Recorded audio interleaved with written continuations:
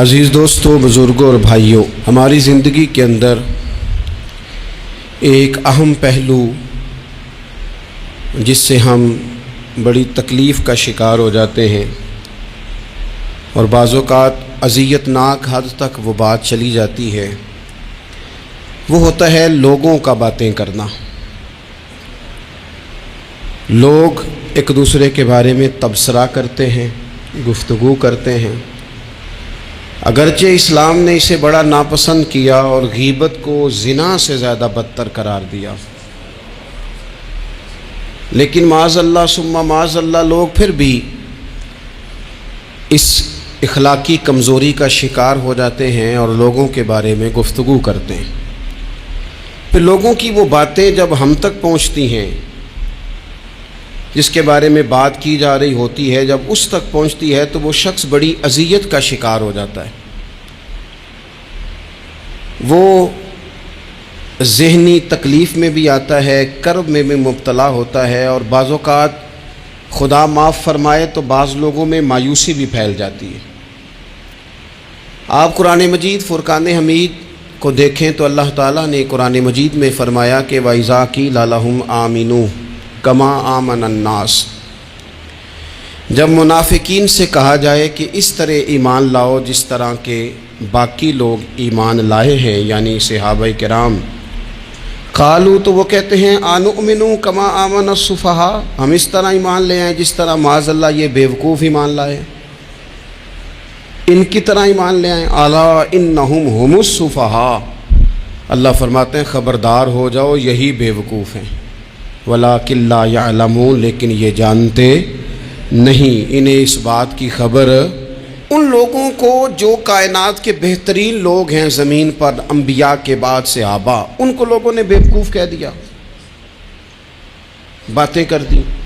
آپ قرآن مجید دیکھیے سورہ قلم کے اندر اللہ تبارک و تعالی نے اس بات کا بھی جواب ارشاد فرمایا ہے، جب لوگوں نے کہا تھا کہ معاذ اللہ حضور تو مجنون ہے، تو اللہ نے فرمایا محبوب آپ رب کے فضل سے مجنون نہیں ہیں، بلکہ اللہ نے آپ کو خلق عظیم کا مالک بنایا ہے۔ وَإِنَّكَ لَعَلَىٰ خُلُقٍ عَظِيمٍ، لوگ بات کرتے ہیں اور کر جاتے ہیں اور شوق رکھتے ہیں تبصرہ کرنے کا۔ تو میں نے بہت سارے لوگ ایسے زندگی میں دیکھے ہیں جو لوگوں کی باتوں کی وجہ سے اذیت میں آ گئے، تکلیف کا شکار ہو گئے۔ اور میں اور آپ تو کسی کھاتے میں نہیں، حضرت ابوبکر صدیق رضی اللہ تعالیٰ عنہ جیسے لوگ، افضل البشر بعد الانبیاء بالتحقیق حضرت صدیق اکبر۔ آپ قرآن مجید 30ویں پارے کی تلاوت میں یہ بات دیکھیں گے کہ جب حضرت ابوبکر صدیق نے غریب غلاموں کو خرید کر آزاد کرنا شروع کیا، حضرت بلال حبشی کو، حضرت عامر بن فہیرہ کو اور کچھ غلاموں کو خرید کر آزاد کیا، تو لوگ کہنے لگے کہ یہ بلال نے کبھی کوئی احسان کیا ہوگا ابو بکر پر، تبھی تو خرید کے آزاد کیا ہے، ورنہ کیا ضرورت تھی اتنے پیسے لگانے کی، کوئی تو بات ہوگی۔ اللہ تعالیٰ نے اس کا بھی قرآن مجید میں اعلان فرمایا ابو بکر نے جو کیا ہے رب کی رضا کے لیے کیا ہے۔ تو گفتگو کرنا، بات کرنا، لوگوں کا اتنا یہ خطرناک مزاج ہے، ایک جملہ کہہ کے لوگ سائڈ پہ ہو جاتے ہیں، بندہ بیچارہ ساری رات تڑپتا رہتا ہے، ایک فکرے کا تبصرہ کر کے لوگ کونے میں چھپ جاتے ہیں، اور کسی آدمی کے لیے وہ اسے سولی پہ لٹکا جاتے ہیں، اپنی زبان کے تیروں سے لوگ پریشان کرتے ہیں۔ پہلے تو اللہ سے یہ معافی مانگیں کہ رب اس جرم سے ہمیں محفوظ فرمائے۔ اور اب تو لوگوں کی زبانیں اتنی لمبی ہو گئیں کہ وہ صحابہ تک چلی گئی ہیں، اہل بیت نبوت تک چلی گئی ہیں۔ تبصروں کے شوق میں لوگوں نے یہ دیکھا ہی نہیں کہ میری حیثیت کیا ہے اور میں بات کس کی کر رہا ہوں، میری اوقات کیا ہے اور میں تبصرہ کس پہ کر رہا ہوں۔ بے باک ہونا اور بات ہے، اور بدتمیز ہونا، ان دونوں میں فرق ہوتا ہے۔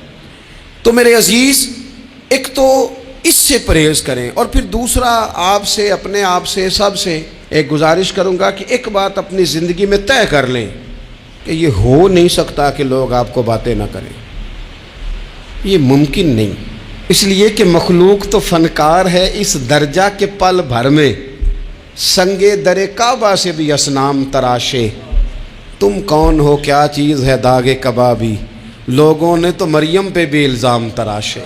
مخلوق تو فنکار ہے اس درجہ کے پل بھر میں، یہ تو فنکار ہے، ایک منٹ میں لوگ نکال کے لے آتے ہیں بات، ایک منٹ میں۔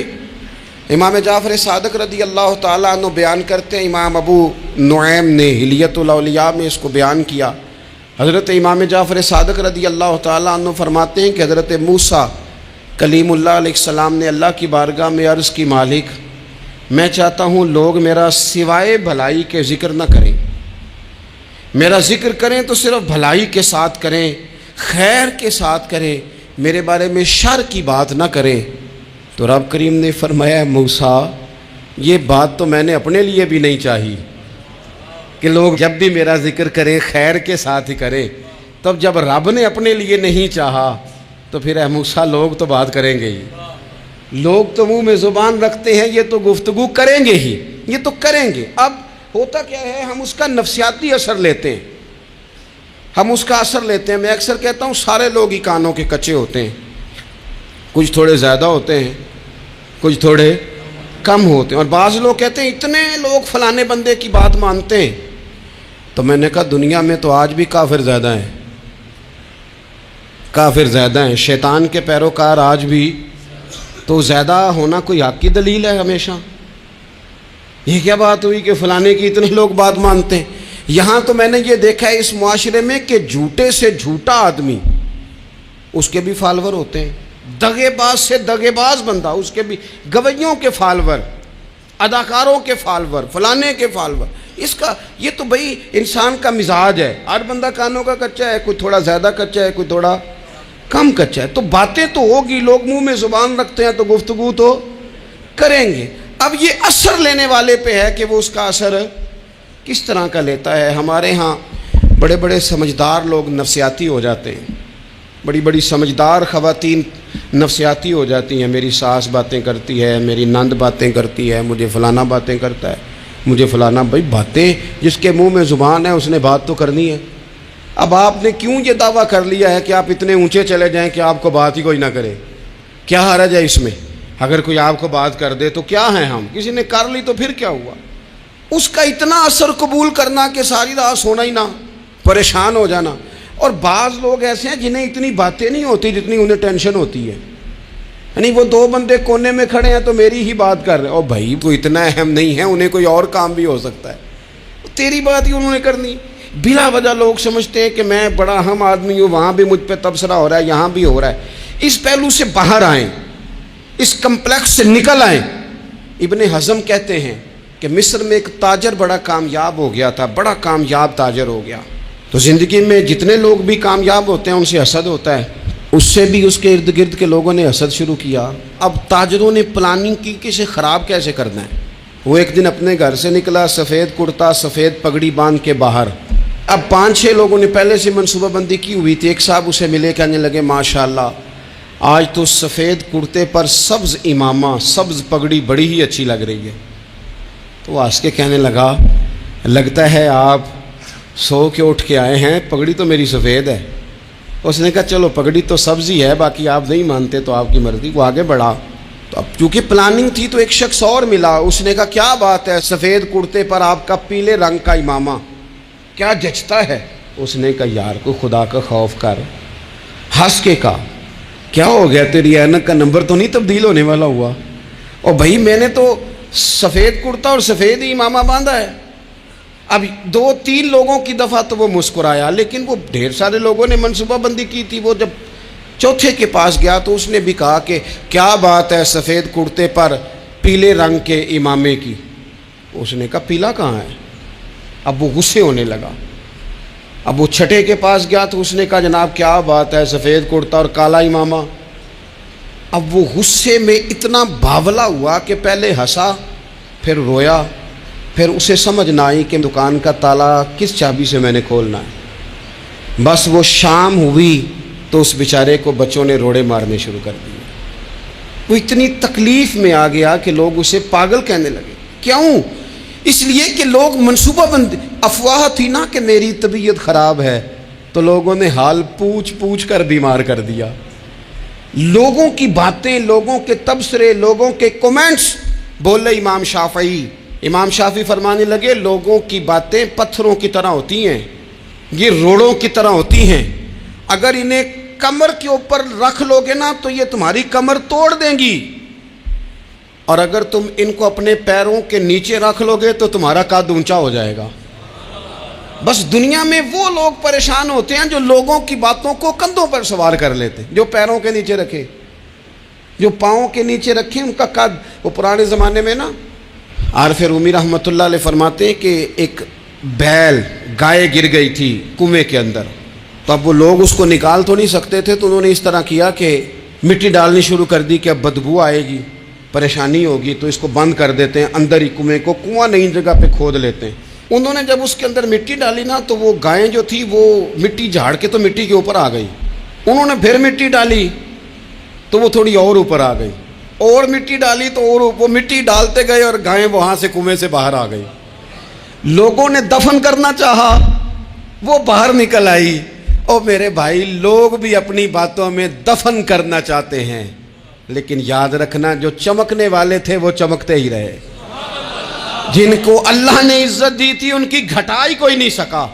اتنی اتنی لمبی زبانیں کھول کے لوگوں نے صحابہ کے بارے میں باتیں کی، باتیں ہو رہی ہیں۔ لوگ جن کو دبانا چاہتے تھے، آج نہیں صوفیاء کی مخالفت شروع ہوئی، ان کے زمانے میں بھی ہوئی، ان کے دور میں ان کے خلاف کتابیں لکھی گئیں، لکھنے والے خدا جانے کہاں ہیں، اور داتا صاحب ہو رہی ہے، خواجہ صاحب ہو رہی ہے۔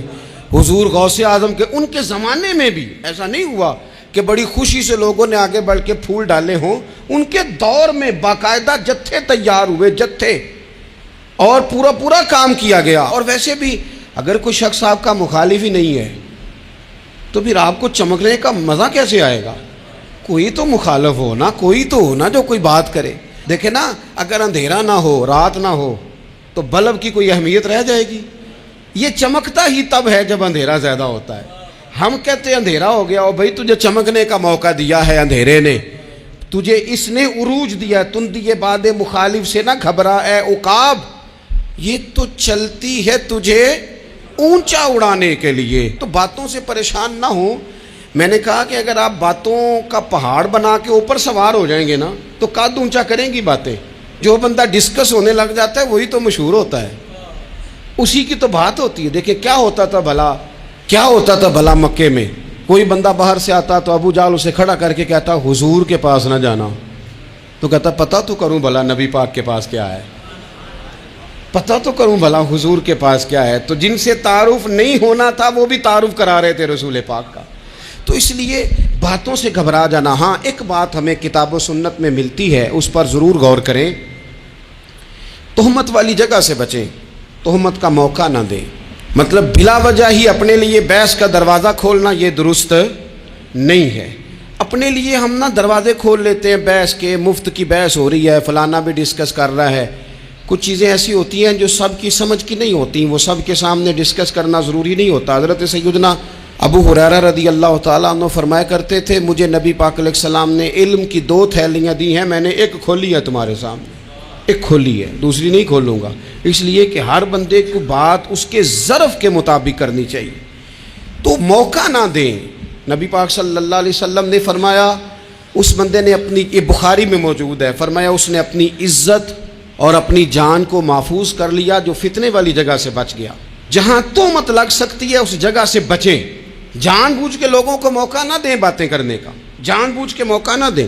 جامع ترمذی کے اندر حدیث موجود ہے، حضرت سیدنا عمر فاروق رضی اللہ تعالیٰ عنہ نے ایک موقع پر اجازت مانگی تھی نبی پاک صلی اللہ علیہ وسلم سے، عرض کیا یا رسول اللہ صلی اللہ علیہ وسلم مجھے آپ اجازت دے دیں، میں عبداللہ بن ابی سلول کی گردن اڑا دوں، یہ منافق بار بار آڑے آتا ہے، بار بار تکلیف دیتا ہے، آپ مجھے اجازت دیں میں اسے قتل کر دوں۔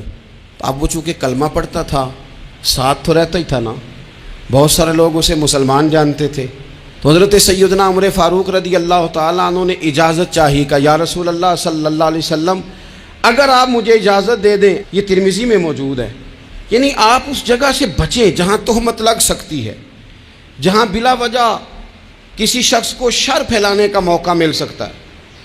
یا رسول اللہ مجھے اجازت دے میں عبداللہ بن ابی سلول کی گردن اڑا دوں۔ تو نبی پاک صلی اللہ علیہ وسلم نے فرمایا کہ عمر اگر میں تمہیں ایسا کرنے کی اجازت دوں گا تو لوگ کہیں گے کہ اب اپنے قریبیوں کو انہوں نے مروانا شروع کر دیا ہے، ساتھ والوں کو ہی مروانا شروع، لوگ تو اسے مسلمان سمجھتے ہیں نا، تہمت والی جگہ سے۔ بلکہ بخاری شریف میں اسی طرز کا ایک اور پیغام بھی ہمارے لیے موجود ہے۔ یہ جو حرم شریف آج ہمارے سامنے ہے نا، بیت اللہ شریف، اس میں ایک پیچھے مقام ہے جس کو حتیم کہا جاتا ہے، یہ خانہ کعبہ کا حصہ ہے۔ حضور صلی اللہ علیہ وسلم کے اعلان نبوت سے پہلے جب قریش مکہ نے اسے تعمیر کیا نا دوبارہ سے، تو انہوں نے چندے کا کوئی اس طرح کا مزاج بنایا تھا کہ اس بندے سے پیسے لینے ہیں جس کے بالکل ہی جائز ہو۔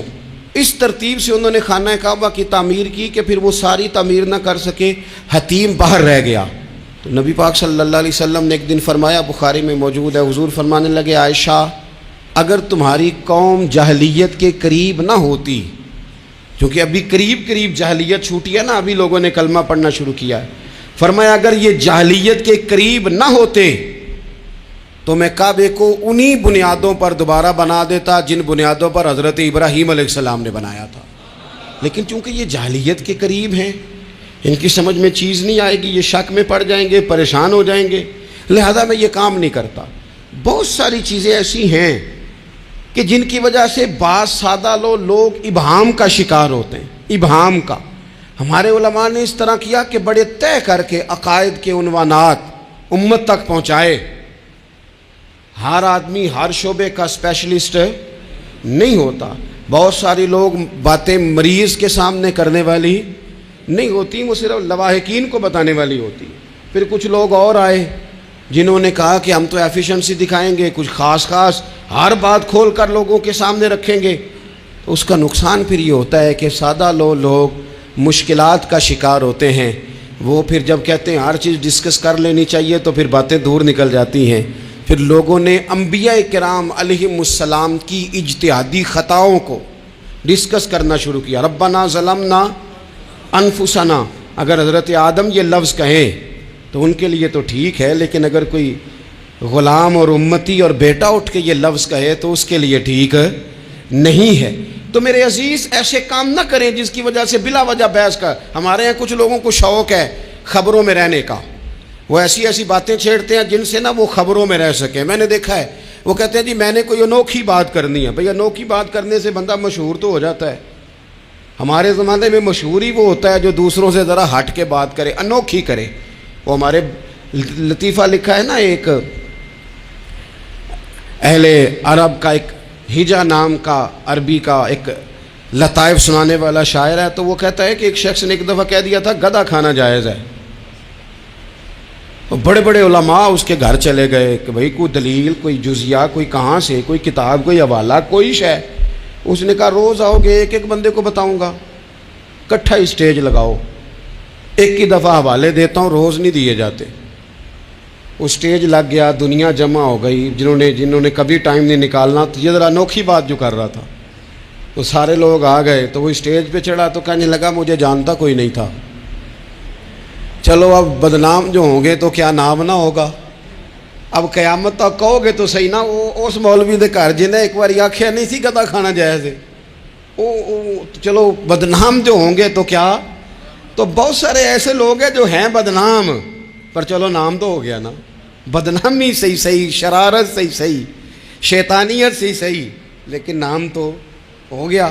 تو اس لیے کوئی ایسا انوکھا کام جس سے لوگوں کی، میں آپ سے بڑی گزارش سے عرض کروں، اعلیٰ حضرت بریلوی رحمۃ اللہ علیہ نا، لالٹین کے اندر مٹی کا تیل جلایا جاتا ہے ہمارے ہاں، تو مٹی کا تیل ظاہر ہے اس سے بدبو آتی ہے، تو مسجد میں وہ جلانا جائز نہیں تھا۔ تو ایک صاحب ارنڈی کا تیل لائے، وہ خوشبو والا ہوتا ہے، وہ لا کے انہوں نے نا اعلیٰ حضرت بریلوی رحمۃ اللہ علیہ کو لالٹین میں ڈال کے دیا اور کہا کہ یہ مسجد میں اس کو جلاتے ہیں چونکہ اس کے اندر سے خوشبو آتی ہے، بدبو نہیں آتی۔ تو وہ جو شرعی عذر ہے نا، حضور نے فرمایا کہ جمعے والے دن غسل کر کے آؤ تاکہ کسی کے پسینے سے ایک دوسرے کو تکلیف نہ ہو۔ کچا لہسن پیاز کھا کے مسجد آنا اس لیے منع کر دیا گیا کہ منہ کی بدبو سے تکلیف ہو، تو مسجد میں کوئی ایسی چیز جو بدبو کا باعث بنے منع ہے۔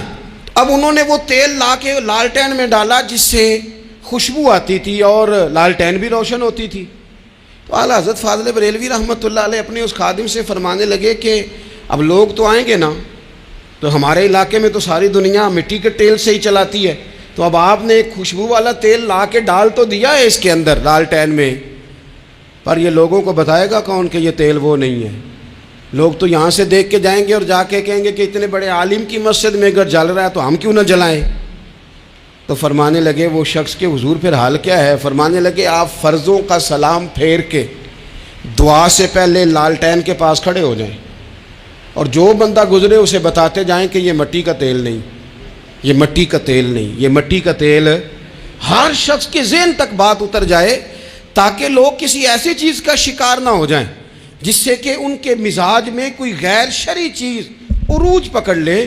تو میرے عزیز، ہم نہ کچھ بدگمانیاں لوگوں کے اندر لوگ ڈالتے ہیں۔ ہمارے ہاں بالخصوص پاکستان میں جب سے سیاسی فرقہ واریت شروع ہوئی ہے، سیاسی، ہماری قوم کا مزاج اتنی بری طرح خراب کیا گیا ہے۔ ہمارے نوجوان بچے جو بڑے سنجیدہ پڑھے لکھے، ان کی گفتگو اپنے سیاسی مخالف کے بارے میں اتنی لوز کر دی گئی ہے، اتنی کمزور کر دی گئی، اتنی خوفناک کر دی گئی ہے کہ اس طرح تو کبھی نہیں ہوا تھا۔ یہ مزاج جو لوگوں کو دیا جا رہا ہے، قومیں اپنے اخلاق کے طور پر زندہ رہتی ہیں۔ بد اخلاقیاں کبھی بھی انسانوں کو اونچا کر سکتی، پیچھے رہ جاتے ہیں لوگ۔ تہذیب کسی سوسائٹی کا حسن ہوتا ہے، اور اگر ایک سیاسی مخالف کے لیے آپ کا یہ والا مزاج بن جائے، اپنے سیاسی قد کو اونچا کرنے کے لیے آپ ان چیزوں کا سہارا لیں، یہ درست نہیں ہے۔ اخلاقی رویے میں کہوں گا کسی بھی سیاسی جماعت سے وابستگی ہے وہ 100% رکھے جو اس کی سمجھ میں آتی ہے، لیکن اپنے اخلاقی مزاج کو کبھی کمزور نہ ہونے دے، اخلاقی رویہ کبھی کمزور نہ ہونے دے۔ یہ کیسے ہو سکتا ہے؟ دیکھیں، ابو جہل، ابو لہب، عتبہ، عتیبہ، شیبہ، وہ وہی باتیں کر سکتے تھے جو ان کے مزاج کی تھیں، جو آج تک لوگ کسی بھی دیندار کے بارے میں کرتے ہیں۔ تو انہوں نے وہی باتیں آ کے کی تھی جناب ابو طالب کے ساتھ۔ انہوں نے کہا تھا کہ اگر معاذ اللہ ان کو دولت چاہیے تو ہم دیتے ہیں۔ بڑے سے بڑے مخلص آدمی پر آج لوگ دعویٰ نہیں کرتے کہ دولت کے لیے لگا ہوا ہے، انہوں نے کہا دولت چاہیے تو دیتے ہیں، اگر کسی خاتون سے نکاح کرنا چاہتے ہیں تو کرا دیتے ہیں، سرداری چاہیے تو دے دیتے ہیں۔ اب یہ سوچ ہی اتنی ہے، اس سے آگے جاتی نہیں۔ وہ معاذ اللہ حضور کے بارے میں اور بھی باتیں کرتے، یہ شاعر ہیں، یہ جادوگر ہیں، یہ فلاں ہیں، لیکن میرے نبی پاک علیہ الصلوۃ والسلام نے کبھی بھی ان کی ذاتی زندگی کو ڈسکس نہیں کیا، کبھی نہیں کیا۔ ابو جہل شراب پیتا تھا، لیکن حضور نے کبھی سوسائٹی میں یہ بات لوگوں کے سامنے بیان نہیں کی۔ وہ لوگوں کے پیسے دبا لیتا تھا، کئی جگہوں پہ حضور نے پیسے نکلوا کے دیے، لیکن جگہ جگہ گلی گلی کھڑے ہو کے حضور نے یہ نہیں فرمایا کہ یہ اس طرح کا ہے۔ آپ اپنے مخالفین کے بارے میں ضرور کلیم کریں، ثبوت کے ساتھ ضرور بات کریں، یہ ضروری ہے، لیکن آپ کا رویہ اتنا گھرا ہوا نہیں ہونا چاہیے کہ لوگ سمجھیں کہ یہ قوم تو اخلاق سے ہٹ گئی ہے۔ آپ اختلاف کریں، لیکن اختلاف کے بھی آداب ہوتے ہیں۔ اس ادب کے دائرے کے اندر رہ کے صحابہ کے بیچ بھی رائے کا اختلاف ہو جاتا تھا، ہو جاتا ہے، ہو جایا کرتا ہے۔ حضور اس اختلاف کو قبول کرتے، بھئی ہو جاتا ہے رائے کا اختلاف اپنوں میں، لیکن اس کے اندر انسان توہین پہ اتر آئے، اس کا لہجہ اس طرح کا ہو جائے جس طرح کی بازاری گفتگو کی جاتی ہے، تو محسوس ہوتا ہے کہ یہ تربیت کا فقدان ہے، یہ لہجے باوقار لوگوں کے نہیں ہوا کرتے۔ لہجے کو کبھی برا نہ ہونے دیں، انداز کو، لوگ آپ کو چھیڑیں گے، اپنی جگہ پہ کھینچ کے لانے کی کوشش کریں گے، بڑا کچھ لوگ کریں گے، لیکن آپ اپنی جگہ سے آپ تبدیل نہیں ہوں گے۔ آپ کہیں گے یار میرا ایک معیار ہے، میری ایک حیثیت ہے، میں اپنی حیثیت چھوڑ سکتا؟ میں اپنی حیثیت نہیں چھوڑ سکتا۔ ہر بندے کو آپ ڈسکس کریں گے، تو تہمت والی جگہ سے ضرور بچیں، بدگمانی سے ضرور بچیں، لیکن ہر شخص کو اس کے معیار کے مطابق اتر کا جواب دینا یہ باوقار لوگوں کا سٹیٹس نہیں ہوتا۔ وہ کہتے ہیں جا بات کر، جا کے تو کون ہوتا ہے تیری بات کرے، اب ہم ہر شخص کے منہ لگیں، یہ کیسے ہو سکتا ہے؟ نبی پاک صلی اللہ علیہ وسلم گزر رہے تھے، صحیح بخاری میں موجود ہے، آپ کی اہلیہ حضرت صفیہ رضی اللہ تعالیٰ عنہ آپ کے ساتھ تھیں۔ رات کا وقت تھا، حضور گزر رہے تھے، تو صحابہ کچھ کھڑے تھے، تو حضور نے ایک کو بلا کے کہا کہ یہ میری بیوی ہیں، صفیہ ہیں۔ عرض کرنے لگے حضور مجھے میری ماں روئے، میں کوئی آپ کے بارے میں بدگمانی کرتا؟ تو حضور نے جواب میں کیا کہا؟ محبوب فرمانے لگے جس طرح رگوں میں خون گردش کرتا ہے نا، شیطان بھی اسی طرح ہی گردش کرتا ہے۔ گویا حضور بتا رہے ہیں کسی وقت بھی بدگمانی پیدا کر دیتا ہے۔ میں تمہیں بتا رہا ہوں کہ اپنی اہلیہ کے ساتھ جا رہا ہوں، میری بیوی ہے، کوشش کریں کہ آپ اس جگہ سے بچیں جہاں باتیں ہو رہی ہوں۔ اور اس پہلو پہ تیسری گزارش اس عنوان پر یہ ہے کہ اگر کسی کے بارے میں باتیں ہو رہی ہوں تو فٹافٹ اس کا حصہ بننے کی کوشش نہ کریں، بلکہ آپ کے پاس جب تک کوئی شرعی ثبوت نہیں ہے تب تک آپ اس بات کا حصہ نہ بنیں۔ ہمارے ہاں بات ہو رہی ہوتی ہے تو دو